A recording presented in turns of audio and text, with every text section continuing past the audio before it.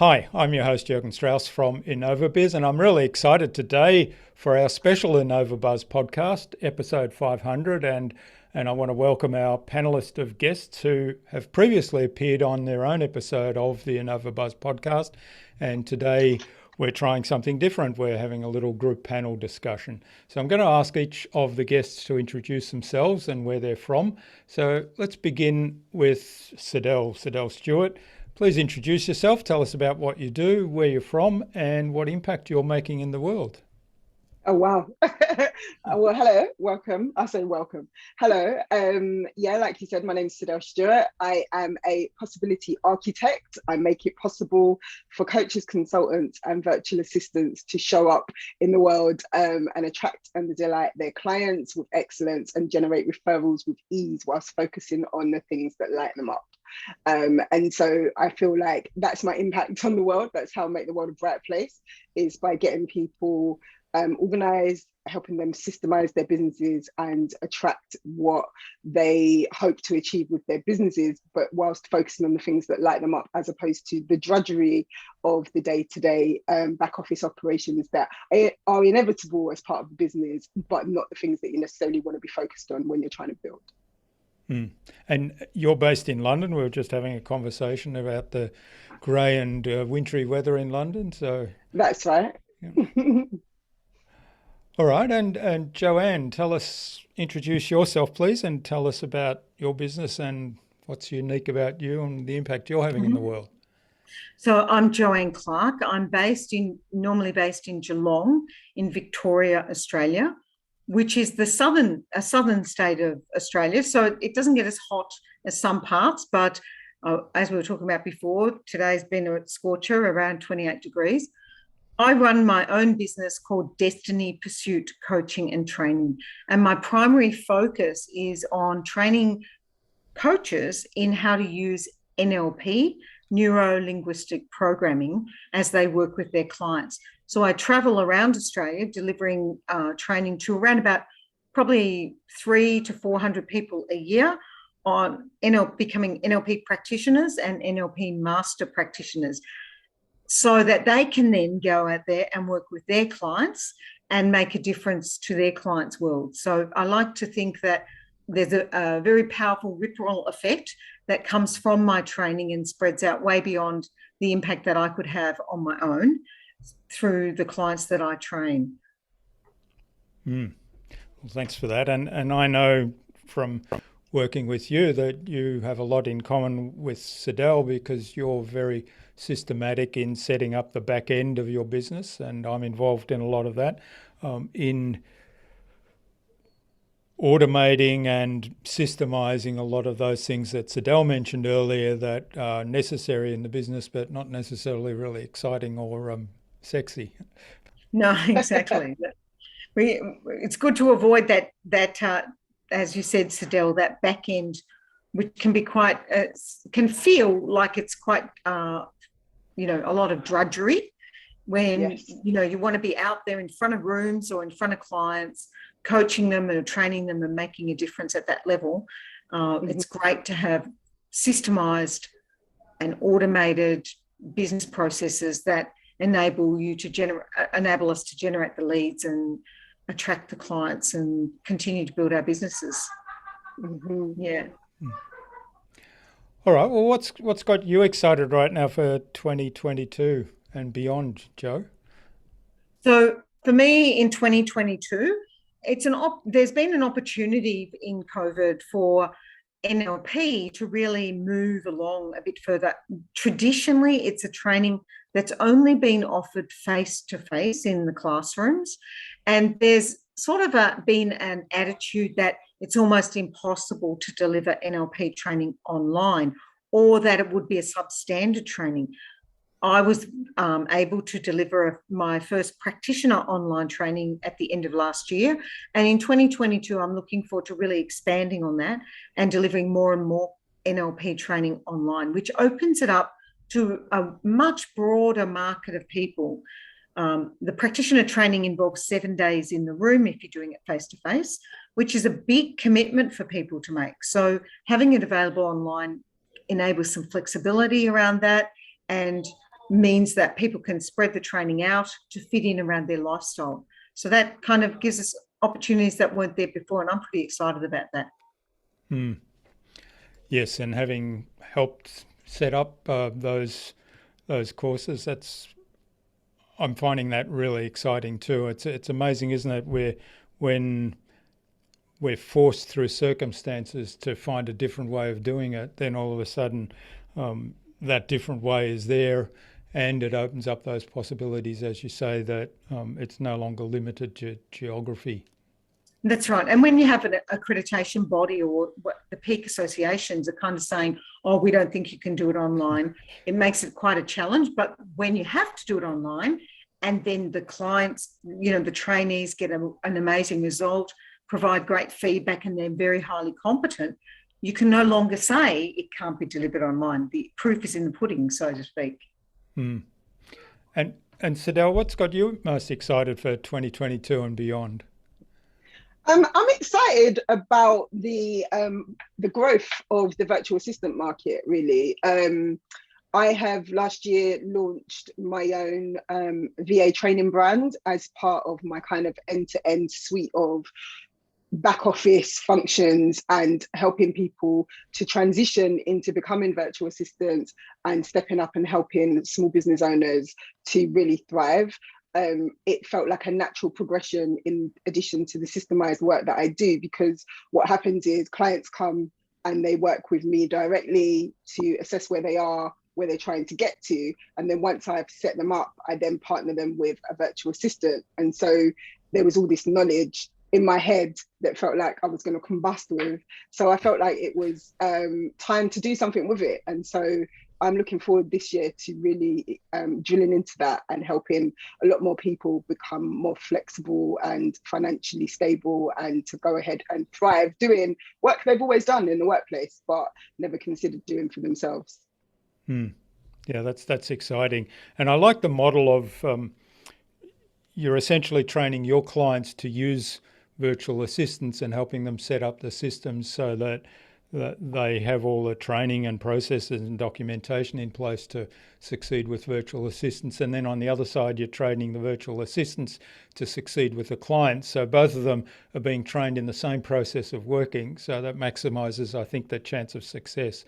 Because I hear in the past, a lot of people try to go out on their own, look for virtual assistants in various places. And there's so many possibilities where you can source virtual assistants, and many of them say, oh, it didn't work for me. I couldn't find somebody that worked the way that I wanted to work, or it just, for whatever reason, just didn't work. Mm-hmm. It's very common because nobody teaches you how to delegate, right? If you've never had an assistant before, it's something that you're kind of learning on the fly. And if the VA is not particularly, what's the word I'm looking for? If they're not particularly proactive in drawing out of you what you need done, then you kind of get to this place where they're leaning on you to tell them, and you're leaning on them to just get on with it. And there's a kind of a stalemate, really. And then the business owner starts to just feel really frustrated, like this was supposed to make my life easier, and here I am just feeling stressed out. So yeah. It's definitely something that needs more synergy.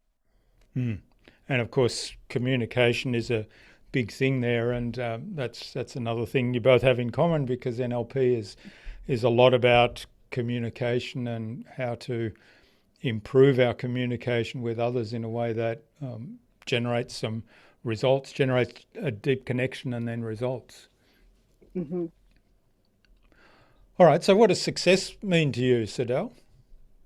Oh, success means to me autonomy and freedom to make choices. It's not really necessarily financial, but finance helps you to be in that position to be able to make choices that you want to make.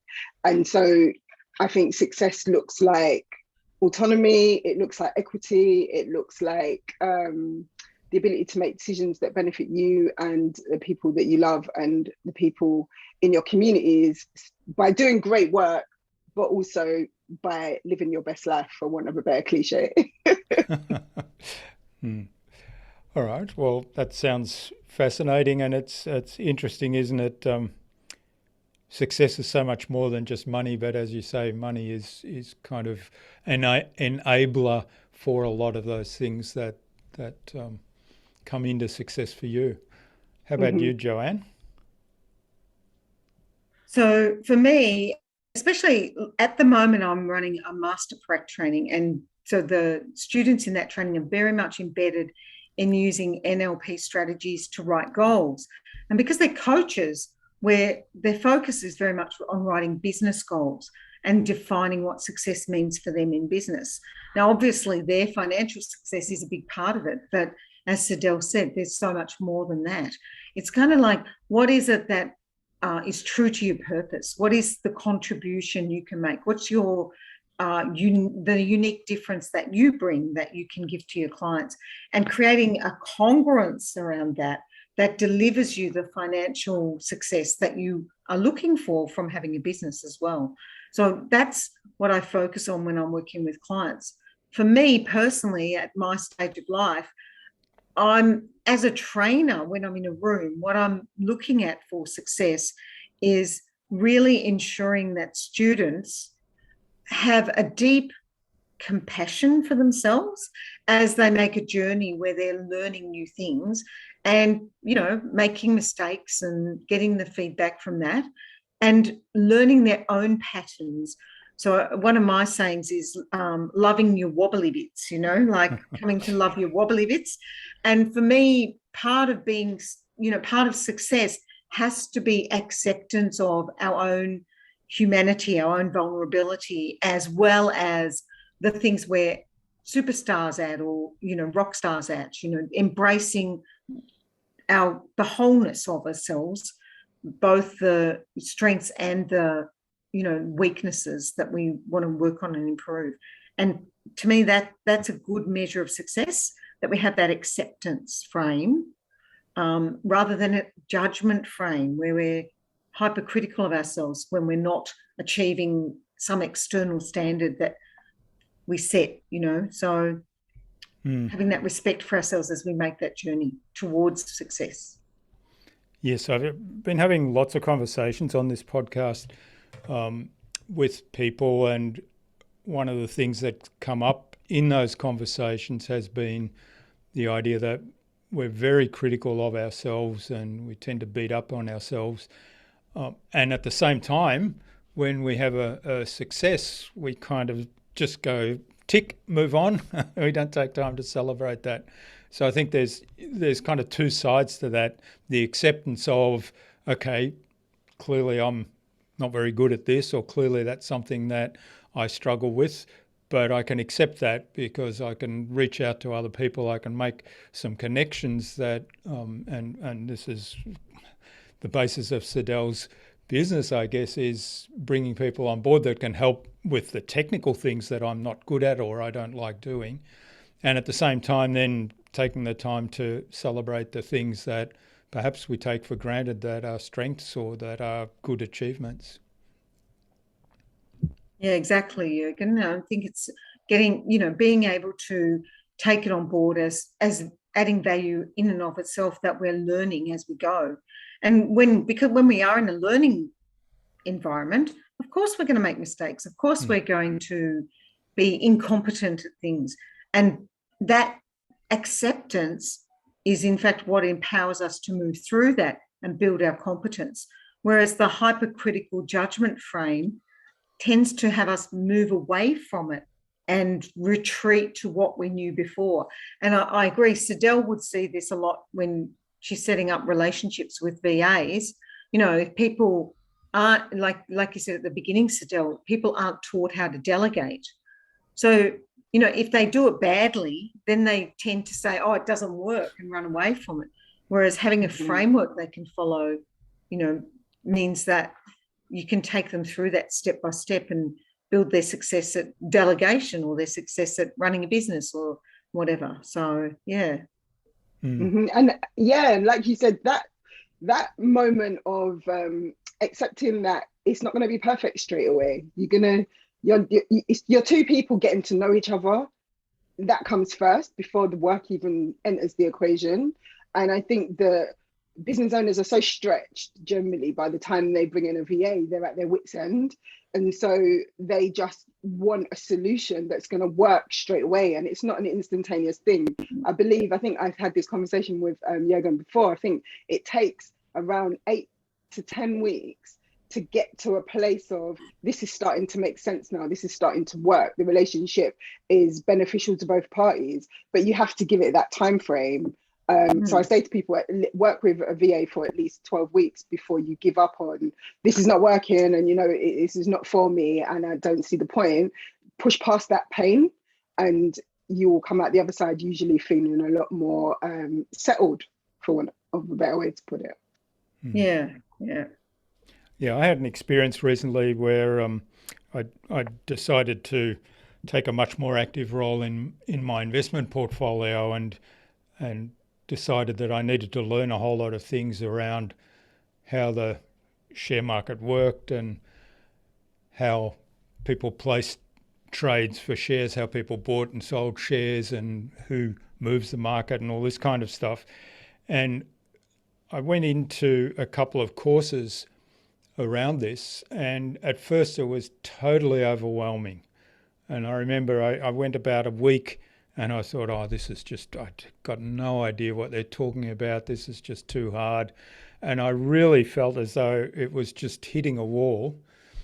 And then I remember this feeling about 10 days in, and I'd listened to a few different courses, and suddenly things started to fall into place. It was almost like, the corners of the jigsaw puzzle had kind of been identified and the edges of the jigsaw puzzle were starting to fall into place. And now I could start to see a picture forming. It wasn't, it's definitely not complete yet, but a picture was forming. And I thought, there we go. I've broken through the incompetence thing. Now I know I'm incompetent, but I'm starting to see the progress. And I thought that's really the classic learning model, isn't it? And a lot of people just get to that hitting the wall stage and say, no, this is too hard and give up.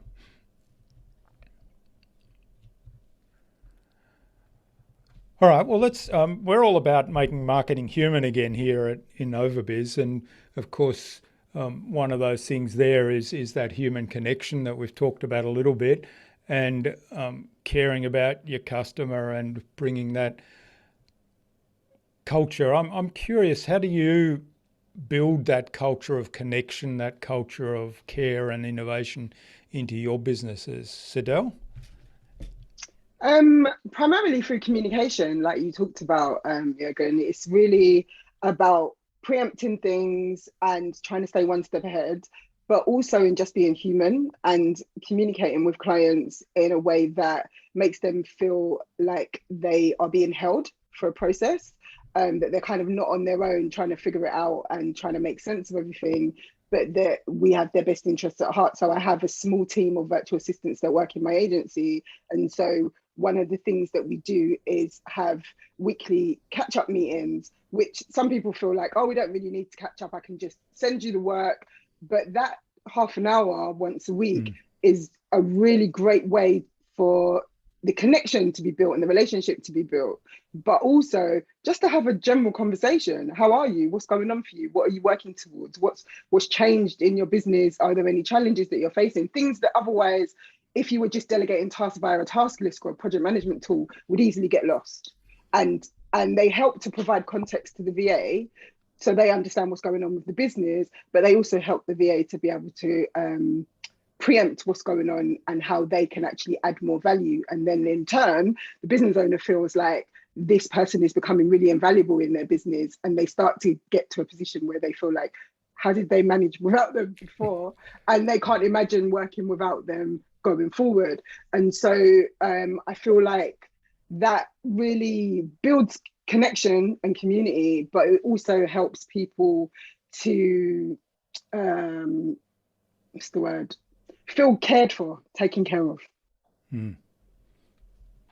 Yeah, I love that. I love that approach, and the communication is so important, isn't it? And the live conversations. I think replicating that water cooler, I think, or the tea room conversations that people have, where typically you'd be saying things like, "How was your weekend?" and Yeah, what did you do over the holidays and these sort of things that are just human connection things, aren't they? Yeah, and you don't, in writing, even on a Mm. Slack message, those things don't feel as conversational. It feels perfunctory, and nobody really wants that. So Mm. it's nice to have those conversations. So we instill that at the beginning of the relationship and get the business owner to understand that that meeting is really important, just as important as meeting with a client. It's not something that can just be constantly shifted, because you find lots of business owners go, oh, we don't need to meet this week, we can put that off to next week, and then they start deferring those meetings, and then they don't understand the impact that has as it starts to erode the relationship, because then the person supporting starts to feel like, well, they're less important than everybody else that you have interactions with. Mm. All right, that's great. Joanne, how do you build a culture of connection and innovation into your business? Yeah, well, there's a couple of ways. I mean, because primarily in the past, most of my contact was face to face. So I've been very big on really building connection in a room with people. And part of that, there's a couple of NLP strategies and ways of being in a room as a trainer that definitely promote that connection. So there's a state of being called expanded awareness, where, you know, you're in a your vision is expanded into the peripheral. You don't have so much consciousness of time. You can see movement in every area of the room, and as a consequence of that, when you're training a large group, it translates across as if everybody feels as though you're talking to them specifically, because if there's a movement, you can acknowledge it, and there's a phone ringing in the background, but if there's a movement or something, you can acknowledge that. And if there's someone who wants to speak but they're not quite putting up their hand yet or whatever, you can also notice that and pick it up. So in a room, it's really about that presence and that awareness. Yeah. When you're doing, what I've found is doing it online is really about focusing in on people when they're speaking, giving gestures. So I'm a good head nodder. So, like, even if you're on mute, you can still be providing feedback to someone with your facial expressions and your eye movements. Where are you looking? What are the gestures you're making? And, how is that giving feedback to the people you're interacting with? So for me, that's a really important way to establish that connection with my clients. Yeah. Sounds good. And I really that's one of the challenges with the work you're doing, is shifting it to online, is to have that connection and have that awareness of what's going on for people, because I know that's a critical part of your training, to actually be aware of what's going on for people based on the non-verbal language that they're basically telling you. Yeah, exactly. Yeah. All right, well, I want to switch gears a little bit and ask a question that's a little bit selfish, and it's based on your experience with the InnovaBuzz podcast. What can we do better on this podcast as we go into the next 500 episodes? Joanne? Well, Jürgen, what can you do better? I mean, it seems to me that you're always on a journey of continuous improvement. So to me, every endeavor you take on, you're constantly doing it. You're constantly focused on, how can I grow it? How can I improve it? How can I make it better? So definitely, keep that up. What I love about the podcasts, I'm not sure if it's saying what you can do better, but for me, it's a great place for me to refer clients to, because you're interviewing people who are role models for my clients. They can basically go to the InnovaBuzz podcasts and connect with people that they want to role model from in terms of their own endeavors and their own business and their own thinking patterns. So what can you do better?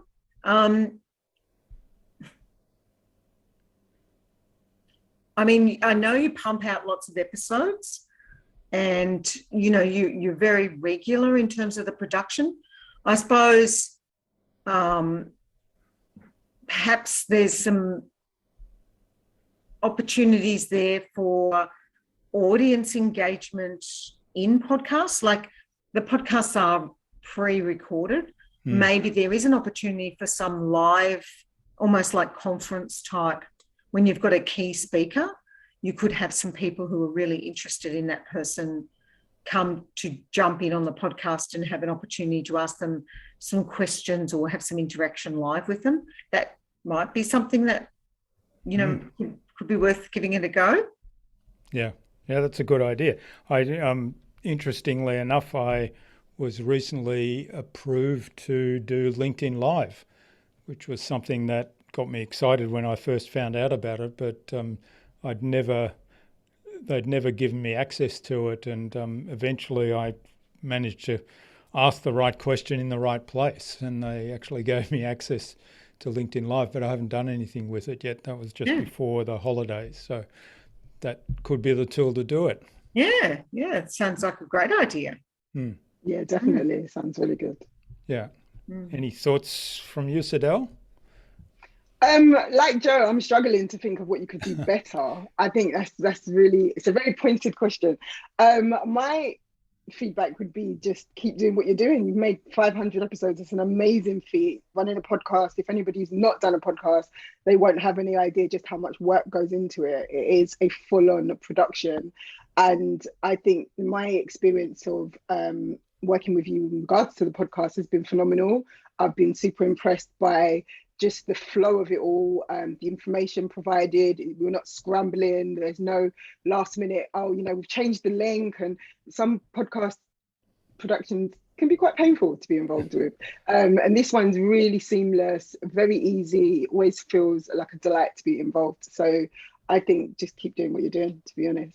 I know it might not be very constructive, but I'm glad to hear that it's been a good experience for the guests, because one of the steps in our process is actually to provide an exceptional experience. And when I say exceptional experience, I talk about the guest as well as our listeners. So we want to provide an exceptional experience, obviously, to our listeners. So we bring on awesome guests, but we want to make sure that the guest has an exceptional experience as well, so that it's easy for them to show up as their best and give their best value on the conversation that we have. Well, you're definitely succeeding. And I have to say that after being on your podcast the first time, I adopted some of your process in my own podcast, and then had people saying, oh my gosh, this is so easy. It was a really great, seamless experience. And I said, I have, again, to thank for that. So thank you. Wonderful. Well, it's a pleasure. I like to make a difference. All right. Well, I've got one more question that I'll do, and then I'll just open up the floor if you want to ask me anything. And the final question I've got is, have you read a book recently that excited or inspired you? Yes, I am currently reading an autobiography by the late, great Cicely Tyson, the actress and lecturer and activist, who passed away, I think, last year. It may have been the year before, actually. I think she's been passed about a year now. She passed at the age of 100. And she was a phenomenal woman. And her book is really inspiring and just showing that tenacity and never giving up on your dreams and going after what you want, even in the face of adversity. I mean, she grew up in just after the kind of Jim Crow era in the United States. And so she had a really formidable career. And it's just beautiful to see the way that she touched lives through her acting and just her personality and the way that she conducted herself. And so I'm in the process of reading that. And I haven't read a book for a long time. Prior to that, it's been months. So I'm enjoying that. Oh, I'll have to add that to my reading list. I always enjoyed watching her in films. So it'd be interesting to find out a little bit more about her.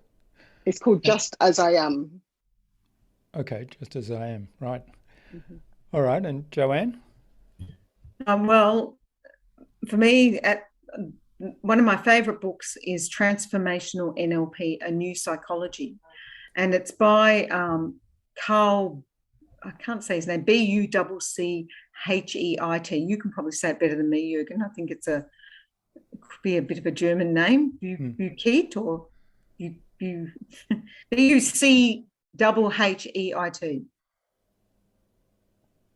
Buchheit, yeah, could be Yeah. German. Yeah. Yeah, and Ellie Shamber. What I like about this book is it traces the history, the academic roots of NLP.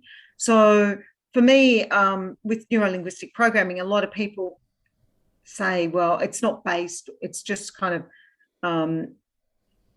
it's not scientific, it's not based on anything, but it is, and it comes from humanistic psychology. And so this book really traces those roots very well and makes it very, very clear the strong historical and academic base that underpins NLP. So I quite like that. And then the other thing is I have Milton Erickson's DVDs. I have 2 sets of his DVDs, which are actual recordings of him doing lectures and conferences on his hypnosis techniques.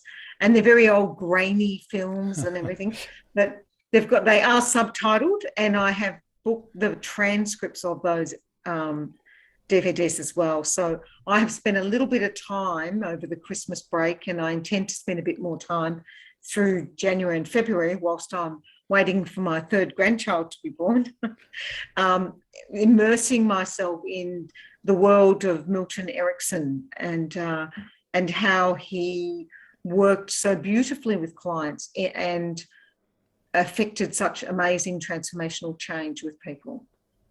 Yeah, it's fascinating, and it's well worth watching some of his old videos. I think there's a few you can get on YouTube. Yeah. Pretty amazing. Yeah, you'll have to come over and have a red wine and watch a few with me, Jürgen. You'll probably fall asleep pretty quickly because he's got a very, very hypnotic presentation style. It is indeed. Yeah.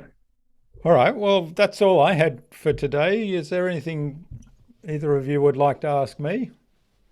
I would love to ask you, Jürgen, what has you most excited for 2022 and beyond?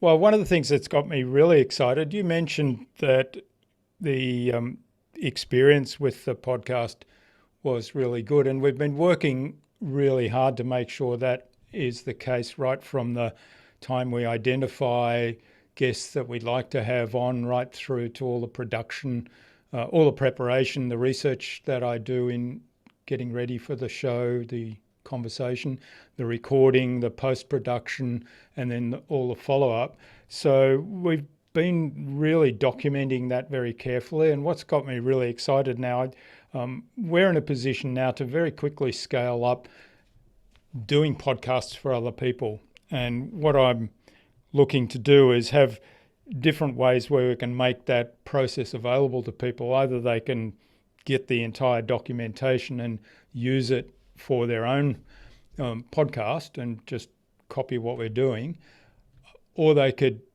take it, or we could actually train a VA for them. So it's something like would fit into your bailiwick. We could actually train a VA for them that would do everything except producing the content, or they could probably help with that as well.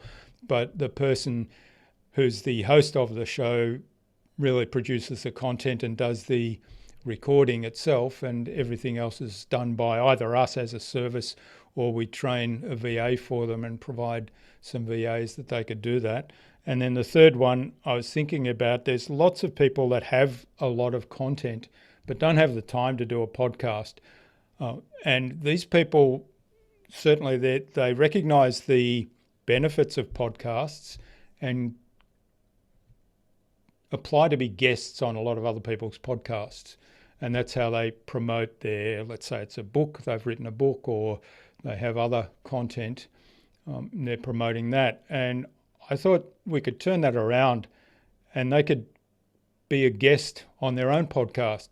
So we would provide an interviewer that would simply ask them, and then the rest of it is a done-for-you service. So they just turn up, the content's in their head already because they've produced that, whether it's written in a book or other areas, and then we produce that. So there's kind of 3 things that we're pulling together as a kind of a multi-tiered service, and that's got me pretty excited because it's really just doing what we're doing anyway with the podcast. I've got a fourth thing that you can add to that, actually, which when you were speaking made me think you could also help people to repurpose the podcast that they've done. Because I think what happens is people record an episode and they put it out and they promo it, and then it kind of lives for maybe a month tops because they shout about it and then they move on. And they don't recognize all the different ways that they could repurpose that. So I think that might be also beneficial if people have already gone through the production process and they've done all of that and they don't need your services for that element. You could also help them to repurpose the ones they already have published. Yeah, that's a really good suggestion as well. And we've got processes for doing that as well. Yeah, I'm sure. All right. Well, thanks for that. You're very welcome. Thank you for joining me on this panel discussion. It's a little bit different than my normal episodes, so we'll see what people think of these conversations. I'm planning on doing a few more, having kind of 3 or 4 episode 500s. Okay, well, congratulations on making 500 again, and thank you so much for having me on. It's been a pleasure and a joy to meet you as well, Joanne. So thank you. Well, thanks for joining us all the way from London, Cydelle, and Joanne from up the road in Melbourne. Thank you. Thank you, and congratulations, Jürgen. It's an amazing achievement to get to your 500th episode, and I remember number 1. So what a long way you've come. So really congratulations. It's so fantastic to have had the joy of being part of your journey to this point, and delighted to meet you, Cydelle. I look forward to hearing about you and perhaps chatting with you more in the future. Yeah, likewise. Thanks.